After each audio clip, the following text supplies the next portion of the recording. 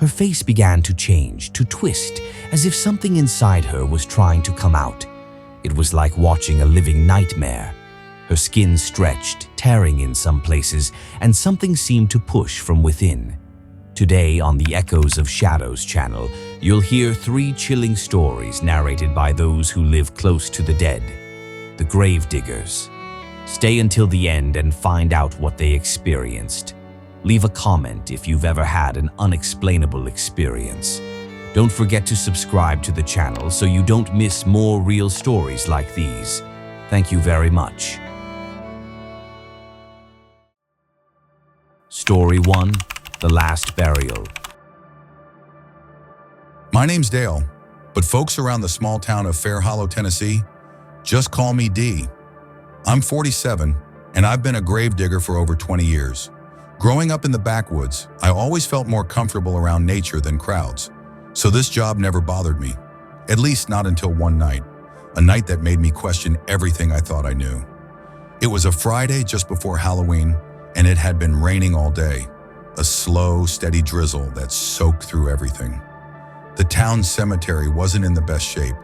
Budget cuts, you know? So it was up to me to clean up and prep for the families who'd come visit their loved ones. I was just wrapping up for the day, tired and sore, when I got a call from Mr. Collins, the town clerk. He said they just received a body, a Mrs. Eleanor Redding, that needed to be buried that same night. Her family was coming from out of state and couldn't wait. I wasn't thrilled about it. I was hungry, drenched, and ready to call it a day. But I didn't have much of a choice. Night burials aren't common, but they happen. So I grabbed my shovel and flashlight and headed to the far end of the cemetery where the older graves are. That part's eerie even in daylight, with crooked headstones and sagging fences. The rain had turned the dirt into heavy mud, and the wind was biting. Every step felt like I was walking deeper into something I shouldn't. I started digging, trying to get the job done fast, but the air around me felt heavy, like the world had gotten quieter. Then my flashlight started acting up, flickering and throwing strange shadows on the trees. I brushed it off at first, but then I heard it, a faint whisper, low and dragging, coming from behind one of the tombstones. Dale! The way my name was said made my skin crawl. I froze, staring into the darkness, but there was nothing there. Still, the whisper came again, closer this time. Dale! It was soft, like it was coming from the ground itself. I tightened my grip on the flashlight and shouted, "Who's there?" No answer, just the wind whistling through the graves. Then I saw it, a shadow, not from a tree or a headstone, but something standing in the far corner. It was tall, hunched over, and pointing at me with an unnaturally long finger. I wanted to run, but my legs wouldn't move. The shadow started gliding toward me. Yeah, gliding, like it wasn't even touching the ground. When it got close enough, I saw its face, or what should have been a face. It was just darkness, with 2 glowing pinpoints where eyes should be. I stumbled back, tripping over the shovel and falling hard into the mud. My heart was pounding, but before I could even get up, I felt it, something cold and slimy grabbing my shoulder. It wasn't a hand, not really. It felt like wet, heavy clay. I tried to shake it off, but the grip tightened, dragging me toward the open grave. I screamed, but the sound barely made it past my lips. Then I heard another noise, crying, faint at first, but growing louder. I turned my head and saw them. Figures, dozens of them, pale and translucent, wandering among the graves. One of them stopped right in front of me, a frail old man with hollow eyes. He raised a bony finger and pointed at the grave. "She wants out." I had no idea what to do. I grabbed the flashlight and swung it at him, but it passed straight through, like he wasn't even there. The grip on my leg got stronger, dragging me closer to the edge of the grave. My hand hit the shovel, and I swung it wildly at whatever was pulling me, but it didn't help.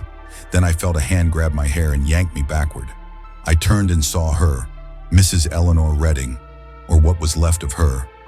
Her skin was gray and stretched tight over her skull, her empty eyes locked onto mine. Her mouth opened wide, but the sound that came out wasn't human. It was a screech that rattled my bones. I kicked and thrashed, and somehow I broke free. I scrambled to my feet and ran as fast as I could, slipping and stumbling through the mud. When I reached the cemetery gates, I dared to look back. They were still there, shadows, figures, and that thing, just watching me. I didn't sleep that night. Hell, I didn't even go back to the cemetery the next day. I told the town clerk I was sick, and after that, I refused to work nights again. I don't know if what happened was real or if my mind was playing tricks on me, but even now I can't shake the memory, and honestly, I don't want to know the truth. Story 2. The Hand from the Other Side. My name is John Bennett, but everyone in the small town of Ash Hollow, Nebraska, just calls me John. I've been a gravedigger at St. Michael's Cemetery for most of my life. My father did the same work before me, so it just seemed natural to follow in his footsteps. I always liked the quiet of the cemetery, the peace, until that night. It was a Friday. I remember it clearly because it had been a rough day. I had buried a young man who had died in a car accident, and his family was heartbroken. By the time the sun went down, the air had gotten colder than usual.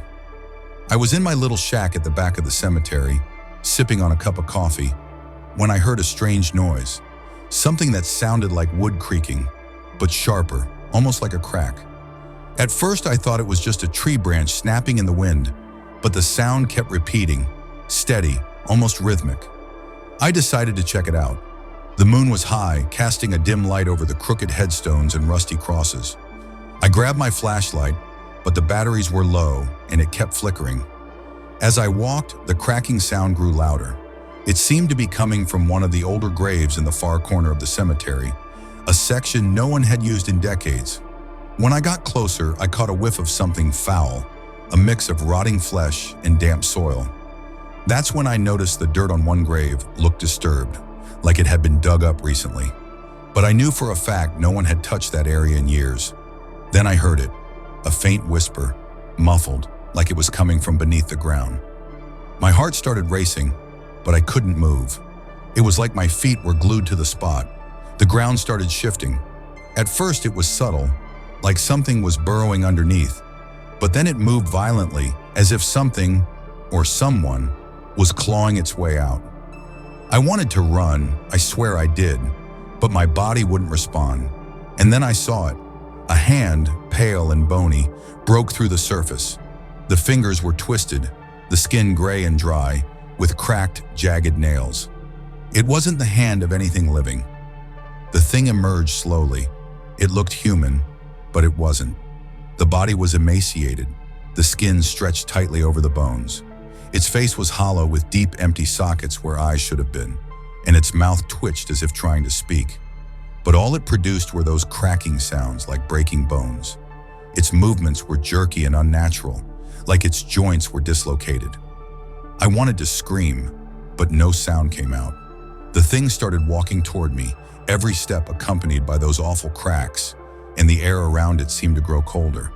When it was close enough, I felt a heavy pressure on my chest, like an invisible weight was pressing down on me. It leaned forward, its face inches from mine. Then I heard a voice, not out loud, but in my head. A deep, guttural voice said, "You don't belong here, John. Leave while you still can." The creature raised one of its twisted hands and struck my shoulder. It wasn't enough to knock me over, but it felt like my entire body was being crushed. I stumbled back and fell to the ground, my flashlight rolling away. When I looked up, the thing was gone. The grave was still again, as if nothing had happened. I sat there for what felt like forever, too terrified to move. When I finally stood up, I noticed my shirt had a handprint on it, like someone had smeared ash across the fabric.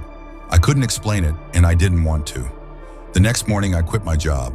I've never gone back to St. Michael's Cemetery.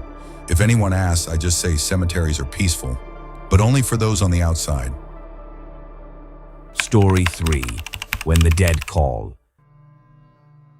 My name is Mark, and this story happened about 3 years ago on a beach near a small town in Oregon called Tillamook. I lived in a quiet town nearby, Nehalem, working as an IT technician. Whenever I had free time, I'd go hiking or take pictures of nature. It was my way of disconnecting from the daily grind. But on that day, I decided to try something different. I'd heard stories about Bay Ocean Beach, a secluded spot where hardly anyone goes, especially at night. I figured I'd go around sunset to take some photos. I left my house around 5 p.m. The sun was already setting by the time I reached the beach. You know that weird kind of silence? It was just the wind and the waves, nothing else. No people, no cars. The sky had this strange orange-red glow as it got darker. I started walking along the sand, snapping a few photos, but then I felt something. It's hard to explain. You know when you feel like you're being watched? I looked around and didn't see anything, but that feeling kept growing. I kept walking down the shore, thinking it was just my mind playing tricks on me.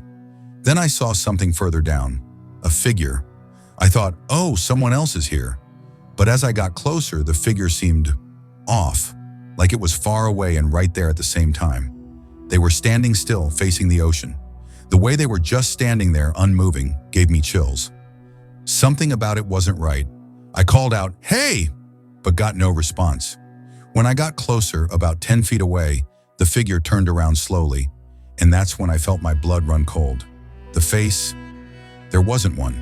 It was just a blur. No eyes, no mouth, nothing. But somehow I knew it was looking straight at me. I froze. I wanted to run, but my legs wouldn't move. Then the thing started walking toward me. Each step it took on the sand made this dull, soft sound, but there were no footprints, nothing. It was like it wasn't even touching the ground. It kept coming closer, slow but steady. That's when my body finally reacted. I turned and started running, not looking back. What scared me even more was the sound. Even with the wind and the waves crashing, I could still hear the footsteps behind me. Always the same rhythm, never speeding up, never stopping. I glanced over my shoulder and the figure was closer. It didn't make sense. I was running as fast as I could, but it was like it was bending reality, getting closer without rushing. I ran until I hit the base of a sand dune and tried to climb, but the wind was crazy up there. When I reached the top, I looked back, and it wasn't alone anymore. There were more of them, a lot more, rising out of the sand, or maybe the ocean. They were taller than normal people, all with those same featureless faces, walking slowly, like they had all the time in the world.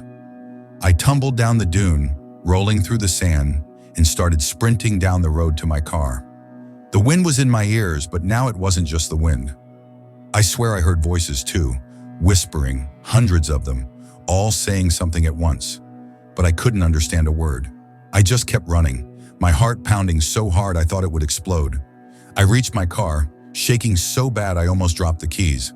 I got inside, slammed the door shut, and turned the engine on, speeding away as fast as I could. But it wasn't over. As I drove down the empty road, the headlights began flickering. They'd dim, then flash bright again. That's when I saw it. In the rearview mirror, there was someone in the back seat, that same faceless figure, just sitting there staring at me. I screamed, swerved the car, nearly crashed into a tree, but when I looked again, there was nothing. Just an empty seat, like nothing had happened. I kept driving, slower now, trying to catch my breath and make sense of what I'd seen. When I finally got home, I rushed inside, locked every door and window, and collapsed on the couch, still shaking. I didn't sleep at all that night. The sounds from the beach, the footsteps, the whispers, they were all stuck in my head.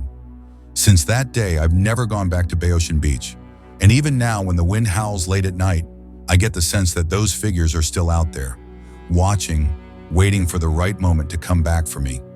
I don't know what they were or where they came from, but I'm certain they weren't from this world.